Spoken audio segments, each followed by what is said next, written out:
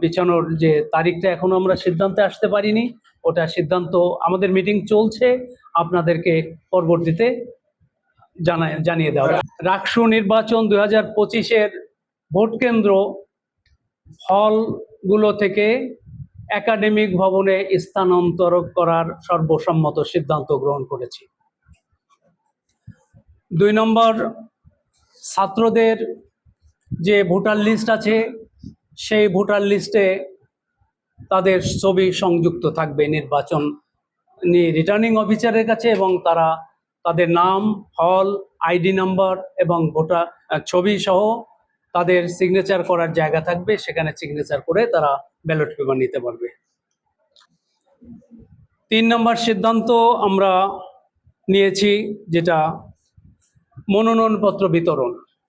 এটা আমরা 24 তারিখ থেকে আমাদের মনোনয়নপত্র বিতরণ শুরু হয়েছিল, আজকে পর্যন্ত ছিল, কিন্তু আমরা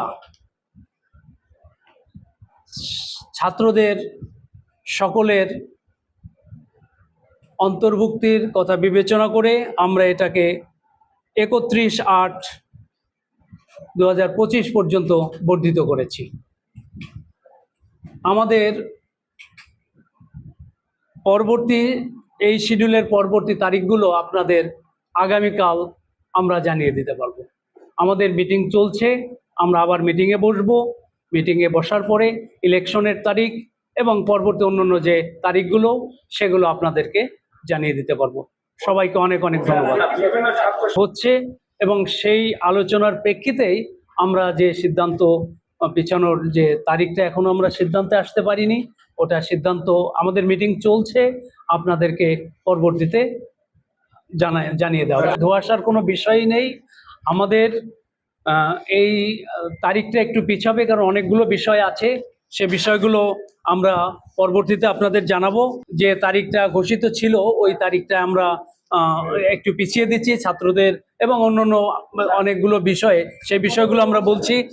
যেমন আমাদের কারণ হচ্ছে আমাদের যেভাবে চলছিল সেটা কোথায় কোথায় বাধাগ্রস্ত হয়েছে, যার জন্য আমরা এই তারিখটা পিছাতে বাধ্য হচ্ছি। সেটা হচ্ছে প্রধান নির্বাচন কমিশনারের পরিবর্তন। আপনারা জানেন আমি পরবর্তীতে এসেছি এই পদে। হলগুলোতে যে ভোট কেন্দ্র ছিল সেগুলো ছাত্রদের দাবির প্রেক্ষিতে আমরা একাডেমিক ভবনগুলোতে নিয়ে আসতেছি। সেগুলো আমাদের ব্যাপক প্ল্যানের দরকার আছে, সেখানে নিরাপত্তার বিষয়গুলো আছে, সে সবগুলো আমাদেরকে কনসিডার করে নিয়ে আসতে হচ্ছে। ছাত্রদের যারা ক্যান্ডিডেট হবে তাদের ডোপ টেস্টের যে বিষয় আছে, এখানে আমরা যেটা ভেবেছিলাম পরে আমরা কথা বলে দেখেছি যে এটা বেশ 4-5-6 দিন সময় লাগবে। এটা ক্যান্ডিডেটের প্রতিদিনে 100 ছাত্র ডোপ টেস্ট করা যাবে। আমরা মনে করেছিলাম যে একদিনে অনেকগুলো করা যাবে। ভোটার যদি ডোপ টেস্টে অ্যাডিক্টেড প্রমাণিত হয় তাহলে সে প্রার্থী হতে পারবে না। এই ছাত্ররা যখন এই বিশ্ববিদ্যালয়ে আসে, আমাদের যে নির্বাচন যে আমাদের শিডিউল ঘোষণা করি 28শে জুলাই আমরা এই শিডিউল প্রকাশ করি। সেই সময় ফার্স্ট ইয়ারে যারা আসছে তারাই এই বিশ্ববিদ্যালয়ের ছাত্র ছিল না, তো সেই জন্যই তারা ভোটার তালিকায় আসতে পারেনি। নতুন করে আমি নির্বাচনী তফসিল ঘোষণা করছি না, আমি শুধু রিঅ্যারেঞ্জ করছি। কাজেই ওই অর্ডিন্যান্সের ওই শর্তই বহাল রয়েছে। গুড লাক পেনের সফট অয়েল বেসড ইঙ্ক দেয় নিখুঁত লেখার আত্মবিশ্বাস।